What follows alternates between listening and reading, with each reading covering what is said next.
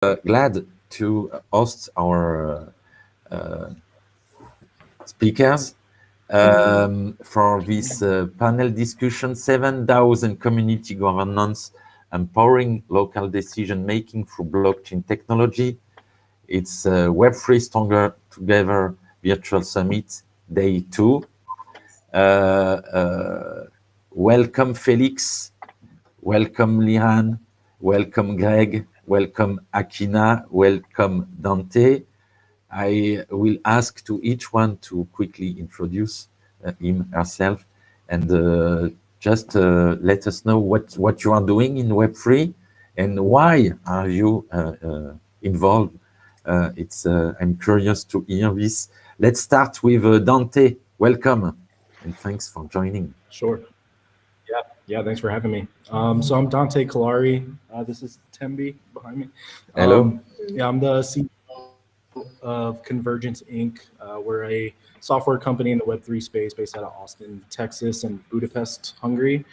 We build applications to allow people to more securely store their data in a self-sovereign way, and just interact with the Web3 space kind of more organically and again in a self-sovereign way where you control your infrastructure and your data. And we got into this space really to help content creators, help web consumers in the space kind of more easily, again, control the infrastructure that they operate on, and so passionate about helping people solve problems as it relates to running businesses on the web. So yeah, excited to be here. Thanks for having me. Thank you. Akina, welcome. Hi everybody. I'm Akina Ho. I am one of the co-founder of All Star Woman DAO. I also head off the business consultancy service for them, and also I'm the lead chapter leader for APAC. And what is All Star Woman DAO? We are an investment DAO, and I also we're formulating a parent company on top of All Star Woman DAO called EDMA, which is an All Star DAO management authority that helps DAOs to become a real DAO. And then from idealization all the way to onboarding into a DeFi platform that does governance and treasury. We, on the All Star Woman DAO, what we're trying to do is actually bridge the gender gap, the age gap, and the culture gap. I'm in a hurry to hear you sharing your experience. Welcome, Akina. Greg, welcome. Just unmute. Hi, everybody. My name is Greg Chu. I'm the CEO and founder of QPQ. We're building the infrastructure to make all of the dreams of Web3 possible, to really make it scalable, interoperable, secure, and capable of bearing out the distributed digital economy that we believe is the future, and really making it possible for what I would call the economic emancipation of humanity. That is to open the doors to everybody to be part of the global economy in a way that I think today we exclude something like 80 to 90% of the population.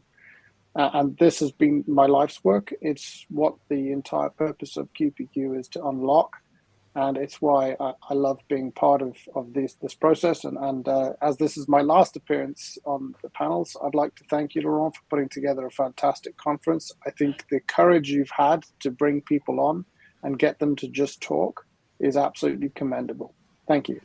Thanks to you. For me, it's an absolute necessity. And seeing all you guys accepting to contribute, it's for me the proof that even if outside the situation can be really tricky and horrible for some person, there is still some hope to maintain, and I'm sure that we can contribute concretely to change the situation. Thanks again for joining, Greg.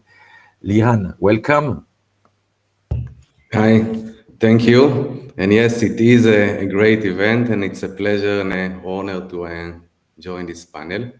I'm Liran Peretz, originally from Israel, but many years in the Caribbean, where I'm a co-founder and the CEO of Alti. Alti basically connects the blockchain with chat applications like WhatsApp, Telegram, Discord, and very soon all the others. We're the first one to introduce a hosted wallet, basically a crypto wallet on those platforms. So enabling people to transact value opened a wide range of different applications that now can basically be as a utility on those chats.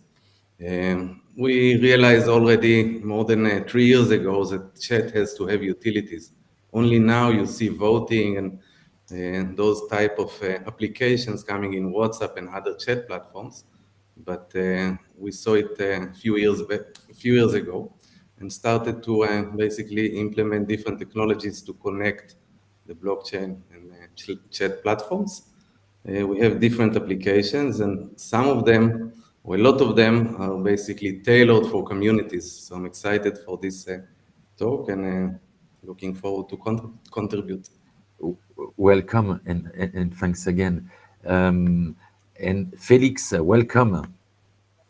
Thank you so much for being here, and it's a pleasure sharing this panel with everybody. My name is Felix. I'm a marketing manager at Bricken.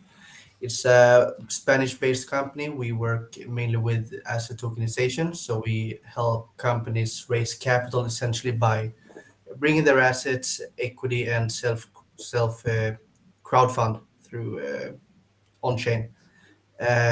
Also providing sort of a full management solution where they can also manage the investor relations through voting processes and kind of bring in the investors more in a sense in a more way cohesive to Web3 communities in general, kind of changing that dynamic between investors and companies. So yeah, that's a bit about Bricken and about me. Welcome.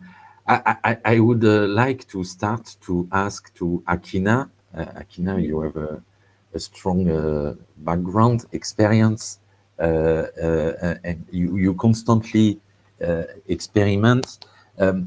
Could you share with us what are the main challenge to create a DAO and to really, in the long run, engage the community? Because I think we discussed previously the human aspect, and I'm really glad that we have all during our talk, we are human-centric, and far away from creating the community and acting in a way to keep the commitment. We also find a way to deliver a real tangible value locally, you know? Right. And for each one, everyone, and everywhere. Right. Well, gosh, that's a lot of questions. Let me answer the basic one. Well, we've been working with a lot of DAOs. I mean, our community is, we've been around for a year plus. We're a very strong community. We have a general community whereby it's just on our social media following. We are not that active there, but we have a very close knit ambassador community whereby people are about 70% are women, 30% are men, and 60% plus are more like senior executives, C-level founders, investors, creators, and the rest are young professionals or middle management, right? And our goal is just to be understanding what Web3 is, making a very inclusive environment for people to share information, ask for help, find talents, and just participate in different types of events and stuff to support each other, right? So we noticed we have a lot of DAOs inside our DAOs too. So other investment DAOs and stuff. Like, we're very, very inclusive. We don't see any competition at all. So one of the challenges for DAOs being become a DAO is that they realize that they don't know how to run a community. And that is a big problem. So they started out and they have this fire and everybody has a community. Then they said, what else are we going to do with this community? How do we get them to pay us, right? And how do we run our DAO without money, right? So that this whole thing, and then people start questioning them about when they ask for money. And people's like, well, what are you going to do with the money? And then so they didn't understand that there's a white paper and there's a light paper and how to onboard a DeFi.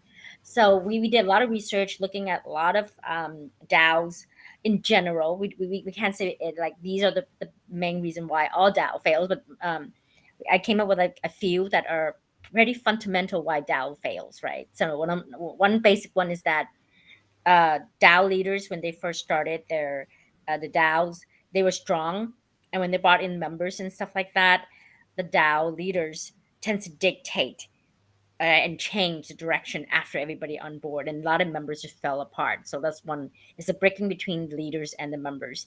And the second one is the reverse, whereby the leader comes in with a purpose, and then a lot of members join, and the members got very powerful, and they kind of veto the leader, right, and change the purpose of the DAO.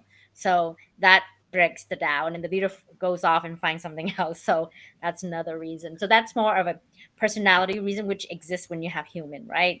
And then the third problem is that they don't have a white paper where everybody agrees and understand what is it that they're building, and what are the rights they have once they become a DAO.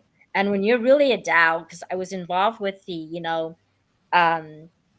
law of England and Wales for the Law Commission for the Call of Evidence to talk about with other experts around the world, to talk about how should they govern DAOs, right? And we're in talks with the Dubai government too and the MCC, and try to understand. And then it brings to another problem where DAO fails because they built their own platform. So it's like to build a DAO platform, you have to understand blockchain really well, security really well, and all the other stuff. And then if your DAO is not really a platform DAO, which is your main goal is to build the platform, then it's best not to build your own DeFi platform to manage your DAO.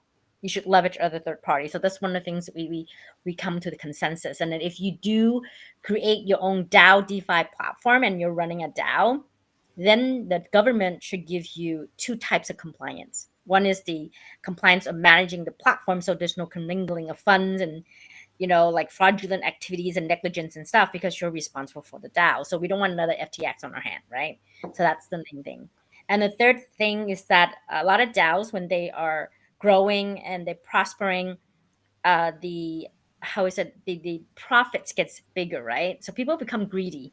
In the beginning, everybody started, yeah, I want to save the dolphin, wow. But when you're managing $100 million fund or $5 million fund, when you start saving the dolphin, it becomes something else, right? So people start fighting, and then a certain party within the DAO becomes more powerful than another. So they're making the right decision for the DAO. Sometimes it's not the agenda, and they have nobody else to ask for help. So bringing in the third party, that's why the parent company of All-Star Woman, ADMA, is the management trustee company that we can come in and audit the issues and provide a very clear assessment and say, this is what we think, this is the facts. It's not subjective. It's these are the facts. Here, you guys can vote on it, right?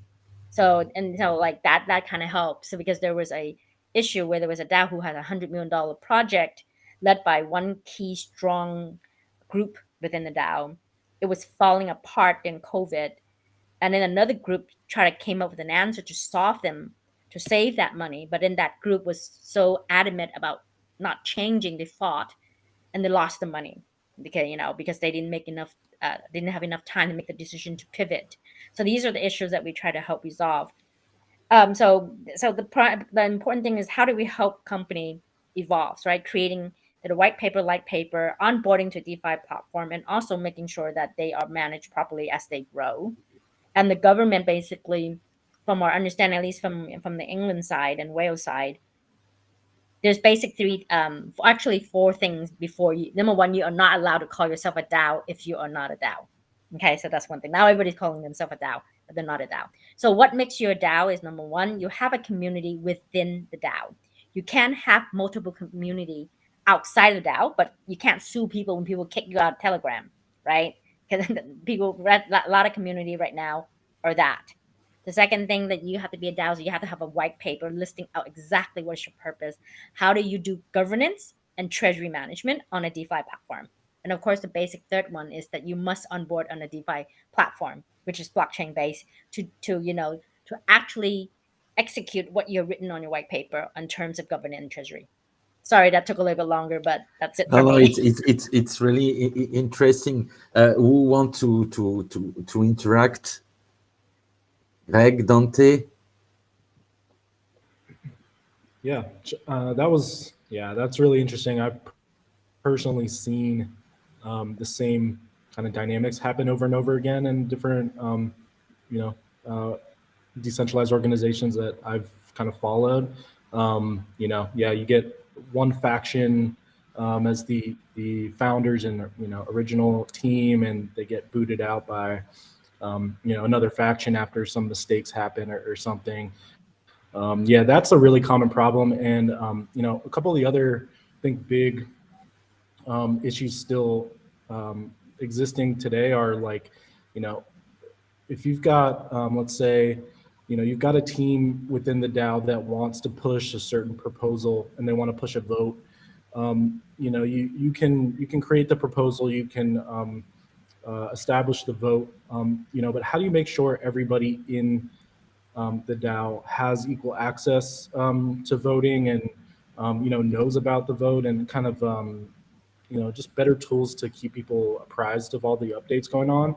And then once you approve a proposal, how do you hold that team accountable? How do you audit the spending? And again, these are issues that I think we're still probably a couple years away from really,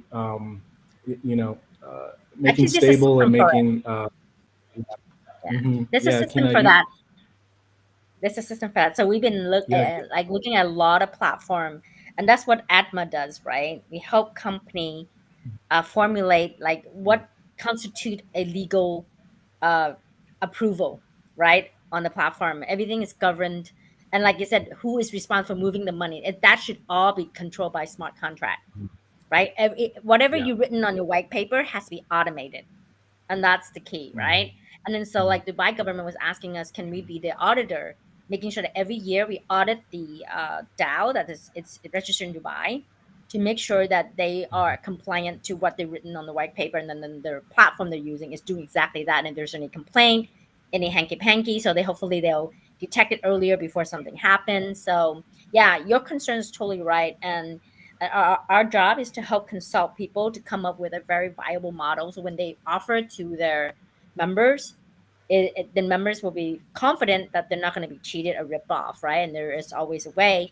And we were telling our regulatory body that like, where we're like, if a DAO is endorsed by ADMA, for sure that we went through the vetting process to say that their business model works. There's a platform they're going to go on board. We put a stamp next to it, to kind of stop all that issue. Thanks, Greg. The thing with this is, we talked about this a little bit. We touched on this from another panel, actually. The thing about this is this. There's a lot of problems around the regulation of DAOs from an external perspective, the recognition of them. And one of the points I was making, and I think, Keena, you've expressed it very well here, is that actually, in order to be asked to behave, to be treated like adults, we need to behave like adults, okay? Yes. So when we start to talk to regulators and say, hey, you know what, we're not all to the moon. We don't all think that Bitcoin is going to go to $1 billion tomorrow, et cetera, there's a lot of people trying to do really important things here that are really going to transform how society operates, how different people can participate in the economy, and not just economic. This starts to flow into how we manage data, how we manage education. All of it flows from this. And getting DAOs right is as important to the future distributed digital economy as getting company structures right was important to the corporatist infrastructure that we've endured for the last 300-400 years, and that we're now transitioning from into a capitalist world, which I define as being I win, you win, we win, as opposed to the corporatist version of I win, you lose. And what we're still seeing in DAOs is a lot of I win, you lose, right?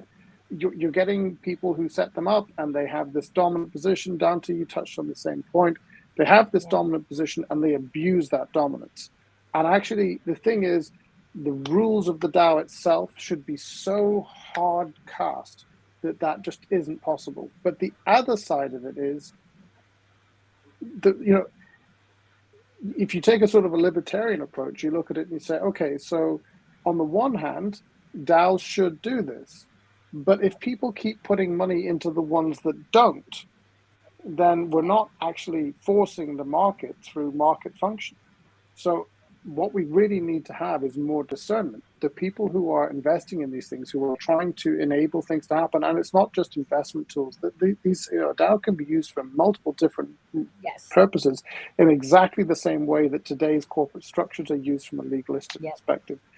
But the great thing is we can actually, exactly as Akina has talked about, we can embed the rules on the governance into the automated operations of the system. That's why it's called a DAO. It's like when I talk about distributed ledger technology, I tell people that there are 3 operative words in there. Distributed ledger technology. The clue as to what the technology is in the first 2. It's distributed ledger, right? Yeah. This is the same thing. I think when we start to look at how this is going to emerge, one of the great tragedies in this market today is that actually real use cases are emerging, real platforms, real applications whose purpose is not just to drive up a spurious token to the moon. Things that actually deliver real value, that are bringing about real economic emancipation, are beginning to emerge at exactly the point that all the funding seems to be evacuating from the market because they're worried about FTC or FTX and so on. The reality is those things are not distributed ledger technology. The whole reason they blew up in the first place is because they are not distributed ledger technology. They are not DAOs. They are not adhering to the rules. And the rules are really simple. You have to be able to trust the message, not the messenger. You have to be able to trust the technology, not the people who operate the technology. The technology needs to become tools, not that I can hold on to and say, this is just mine. No, these need to be the tools that are open to us all. I mean, this is fundamentally the point of what I've been trying to do at QPQ. In 2017, I could have come along and said, hey, I'm going to put a white paper where I'm going to chorus the sun, moon, and stars. I'm going to hold pipeline. Today, I'm saying, the reality of the problem is I wanted to do this differently. I wanted to come to the market saying we've actually built the infrastructure for the world to transition to a decentralized digital economy. And I now want to give you that infrastructure so that everybody owns the infrastructure and nobody can do anything but add value to it. That is the future that we need to get toward. Yeah.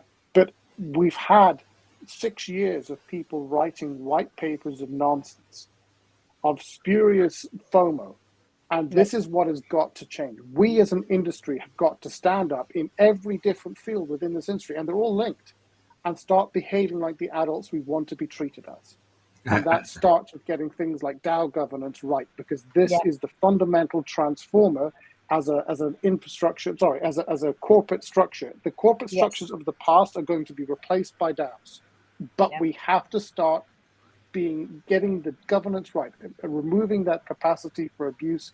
And once we do that, we can move to a state where we can actually begin to talk to regulators constructively and say, hey, you really need to think about this. You need to cast in law what a DAO is. And Akina, you touched on that a moment ago as well. Forgive me jumping on this so heavily, but this is an area of huge. No, it's really exciting and so inspiring. One more time, Liran, what is your point of view on this? And I think everything said is very true. There are a lot of challenges on the forming and basically managing a DAO. There are some decisions that has to be taken by the community, and sometimes the community is not even well educated before. We are all talking about voting. Voting can have a very, very, I would say, a lot of different voting systems. For example, would my vote count as let's say parallel to the amount of token or NFT I'm holding, or is it one vote per person? Each DAO has to take some decisions, and I can talk for hours about the different consensus mechanism and what need to be done in order to really put a good system. in place, and I think a lot of it is what Greg just said. The other side is also interesting, and meaning the community itself. Sometimes the community does know everything, let's say the best case scenario, but they're just too busy or too much involved in other things in life. So one big challenge of a DAO is to create real engagement Yep. and the rewarding mechanism, how to really make people engage and feel that they have some results. It can be impact investing, and the results can be in different forms, not necessarily money, but that's a big side of what we do, basically advising DAOs and giving them the right tool to keep the community engaged. That's what we find a lot of the DAOs are struggling with. Yeah, thank you. It's really interesting. Felix, I think a lot of it is dependent on also the purpose behind the DAO. I mean, if there's for example, a pure monetary objective, I mean, by default, you're going to have problems where people drop off and people don't stand true to the values of by the reason why the DAO was created to begin with. Also, a lot of the problems or the way I see it as is that it's not really clear yet. It's still early, right? And the applications of a DAOs and where a DAO makes sense. And just as Liran said, what the structure of voting is. I mean, it's to some degree dependent on the application and the reason behind it, and that's by default going to vary. And you do see a lot of incoherence and bad structures. I mean, I recall, I can't remember the name, but I saw this one DAO who I think somebody got hacked. Maybe one of you guys knows Yep. about. Yeah, they got hacked and they like overturned the vote like 5 times about reimbursing them or should they not. And I mean, arguably that goes against the whole consensus, and they try to change the narrative, and it just destroy the purpose of the DAO to begin with. So I think all of these factors, it's tough because again we're very early, and I think many of those issues are going to get resolved as the applications become more clear. Uh, for example, in our case, where we really want to bring in DAOs as a means of governing for traditional investors, for investors to be more involved with the investments that they have. It makes it's more clearer in what way one would structure a DAO and in what type of decision making should be done. So I don't know. Is seeing as it's a very new thing. It's very tough to say how. it, it, it, it, it, yeah, thank you. It's what also I think all bring us the on a daily basis the energy to keep building and experimenting. What I have in mind, and maybe Akina, you can share with us. Um, do we see some DAOs trying to experiment a kind of hybrid governance? I mean, having several voting process depending on the topic, if it's about the fund or if it's simple decision, or it's mostly one kind of governance that is which is applied for the whole decision. So it's actually, it depends on the DAO themselves and how mature the leaders are, or the active members are when they come up with the way they want to tier the membership and the voting schema, right? And then some DAOs are very simple. Basically, everybody gets one vote no matter how much money you have, right? That's what we are doing. Because if you want to add more money in to invest in something, that's your own decision. But if we should invest in something or not, that should be decided by everybody, right? And then we basically says that we can't guarantee that everybody in the DAO will vote. So we basically, whoever's active voting on that subject, because I might not want to invest in a football field, right? But I would invest in a villa in France, right? So like whatever it is that we want to invest in, but but that's not what we invest in. We actually invest in startup that are female led or men led that supports women. So we're in Web3 tech stuff. So I'm just using as an example.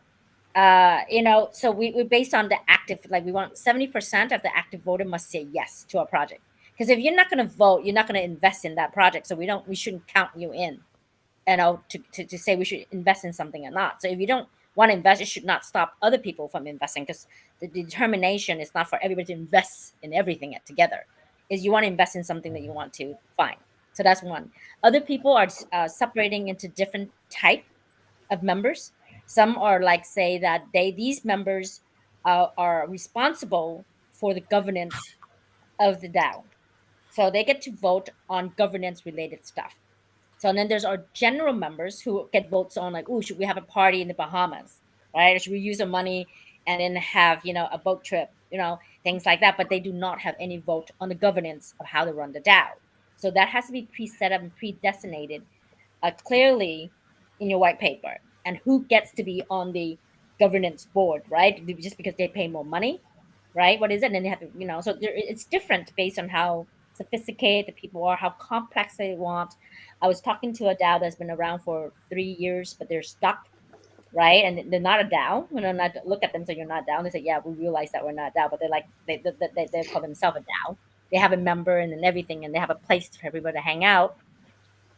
And then they wanted to separate their membership DAO versus the owner DAO, right? The owners who owns it. So like basically I said you can't make your owner part of the DAO, because you're not going to let anybody else to enter that ownership anyway. So it's a close member. You don't need to make a DAO. And I always ask people, if it doesn't make sense to be a DAO, don't do it. If you just want to be cool and slash the name DAO, you're going to be in trouble, because once the regulators start regulating you, and they say, if you're going to call yourself DAO, prove to us you're a DAO. If you're not a DAO, we're going to penalize you. You're in trouble. So like when people are like, oh, I didn't know that. It's like it's if you're not going to have the will and the passion to build it. A DAO is not a simple thing, like you said, and I love what Greg said, right?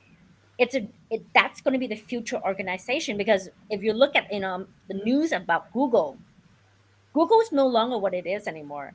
It's a big machine of bureaucracy and administration. And then I have an intern that used to work for me a long time ago. Now he's there and he's like, Google sucks, right? He said, management sucks, people suck, people don't do anything. Everybody's so busy just filling in the paper, just being nice, no one does anything. So I think that will change that, you know, the bureaucracy, the way the company being managed is mismanaged. I've been working in a lot of corporate. I do digital transfer and change management. The people on top are cozy, and then they are in power, and they're supposedly, retiring, but they refuse, and they block new ideas. And then these are the people who killed a lot of company, which we saw in BlackBerry, Kodak, right? Who did Netflix kill? I forgot the name of that company, right? That Netflix killed. So, I mean, innovation will always happen, and we just need to make sure that and DAO is a way. And then and tell the truth. I forgot who said this. I think Felix said it, or Dante said it. It's like this is just the beginning. It is just the beginning. DAO has only been literally on the map for a few years only. In 2021, there were 6,000 DAOs, and 400 million was under asset management. By 2020, mid 2022, it was 16 billion under management. End of 2002, because of crypto winter, it was a little bit slower, but it was 20 billion under asset management. It's huge, right? And then that's why regulators are taking it very serious now. They have no choice to ignore DAOs anymore. Before, if anybody who teaches you to use a legal wrapper to wrap around a DAO, don't do it. It's messy and it doesn't work, right? And sooner or later, the government's going to change the regulation, because wrapping a legal wrapper around DAO doesn't make sense at all, right? So you have to really, I think Greg said it, trust the system. Okay, decentralized, autonomous organization. The only way you're going to do it is based on technology, and everything's self-run based on what you've written on your white paper. It's written on the smart contract to make sure everything's automated. Right now, when we want to give dividend, we have to wait for the board or them to decide if we want to get our money or not. That's bullshit. And when they release to us, we're like begging them to release the money to us. If you're on the blockchain, if you're supposed to do to be paid, you get it in your wallet because everything's automated. Even if you don't want to, like, the money, it's gonna go, right? So that's the difference. Guys, it's really sorry, go on. I'd step in with a few points to this. So just bringing together what Akina has talked about and Liran has talked about as well, is at the heart of this sits communities. You know, at the end of the day, a DAO, the people who are voting in a DAO, it shouldn't just be about who's active. It should be, you have to recognize as well that there is skin in the game. You know, I make the point about, you know, virtue signaling, that my issue with it is the lack of skin in the game. You know, when someone says, "Oh, it's fantastic to see the gay pride flag flying over the Vatican from the American embassy," that's great. Do that in Riyadh, and then tell me how you've been brave. You know, have some skin in the game. Have some skin in the outcome. If you really, my big argument with all the footballers going to Qatar complaining about Qataris, I'd say, well, if you go to someone else's country, you have to obey their rules. You have to respect their rules. If you really believe in the things you're saying, don't go and play football in the World Cup. And you know, people go, oh, but it's their career. Let me tell you something. The Lions, the British and Irish Lions, is the pinnacle of rugby. Okay.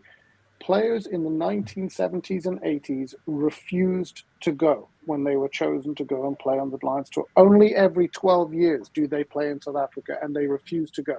If you talk to the Afrikaans people in South Africa, they will tell you that actually one of the things that really made them understand how wrong what they were doing and how poorly they were viewed outside in the world around them was the fact that sporting teams wouldn't come to play.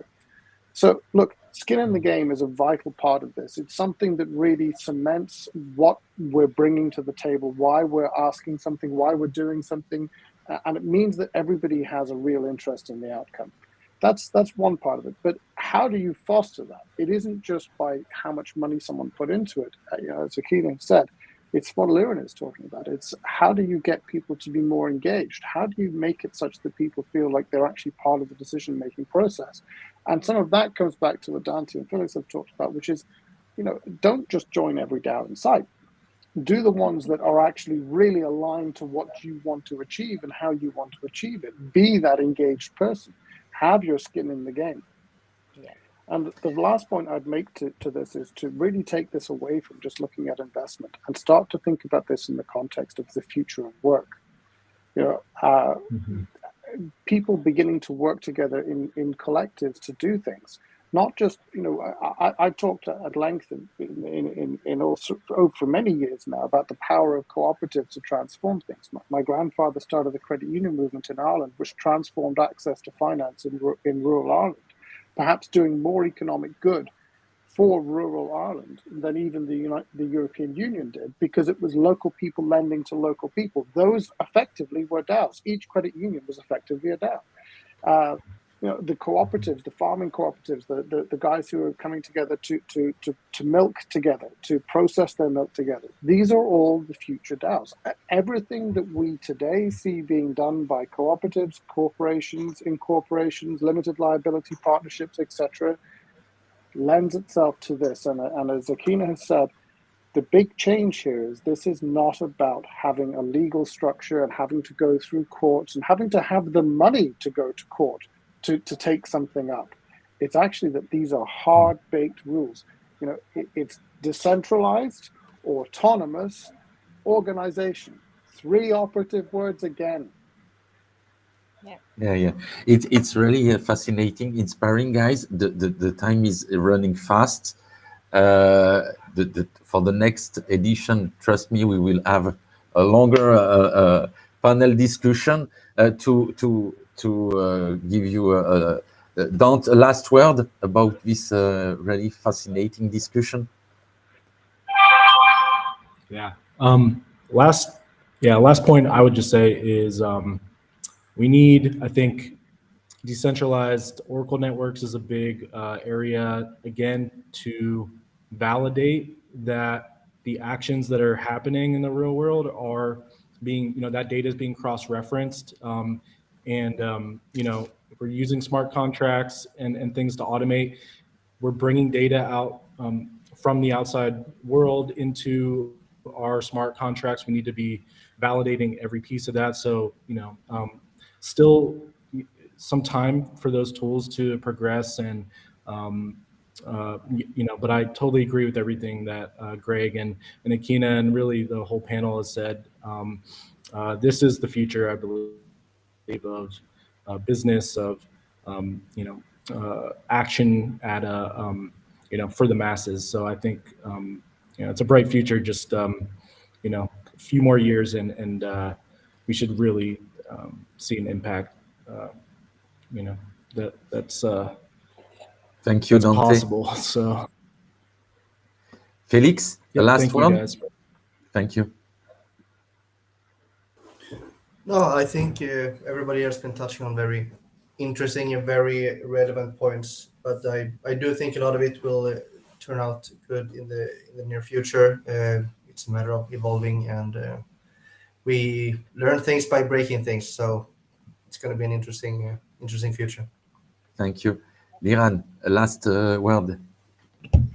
Yeah, maybe last word would be interoperability, something we hear a lot in the blockchain. And I think if you want to build a good DAO, or if you want to join a good DAO, there's so many smart contracts and different technologies already out there.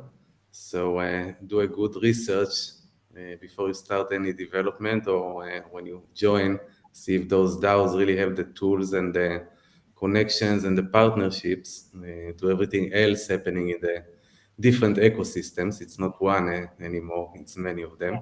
So that will be my last word. Thanks a lot, guys. It's time now to end this fantastic discussion. I will come back to you all because I want to continue. It's so inspiring. Thanks a lot for bringing who you are, your diversity, your philosophy, your mindset. It's really valuable. I do appreciate it's what we want to deliver with Web3 Stronger Together.